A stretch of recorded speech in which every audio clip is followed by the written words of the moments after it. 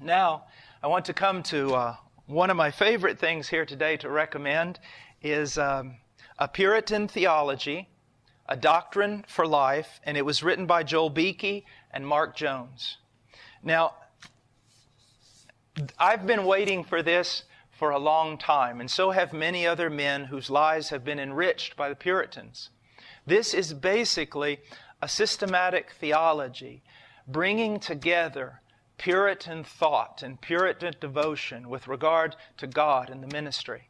Now, some of you might think, wow, the Puritans, it's going to be so deep, it's going to be too heavy. Well, the book is very heavy. It's a large book. But I want you to know something. This book is not just full of propositional truth. It's full of life.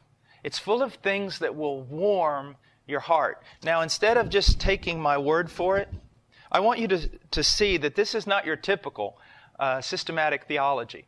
I'm going to show you just one portion that is an example of what goes through the entire book. In this systematic theology, there are so many things that are touching our lives as Christians, our devotion, our piety, our conformity to Christ. For example, there's a part here on the right use of God's promises. How do we use God's promises correctly, biblically?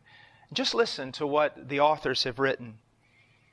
If the promises are all that we have seen them to be, they are more useful to us in this world than the very air we breathe. If God is behind them as their support and in them as their essential matter, then we have no greater security on earth for heaven and no greater access to the full enjoyment of God than in the divine promises. If the promises of God are His hand of bounty to us, nothing is more essential in life than to know what they are and how to profit from them. Having seen what they are, let us now consider how we as God's people are to use the promises that have been so freely given to us. That's beautiful. If that doesn't warm your heart, well, there may be a problem with your heart. And let me pull this back again. I really want to recommend this work to you.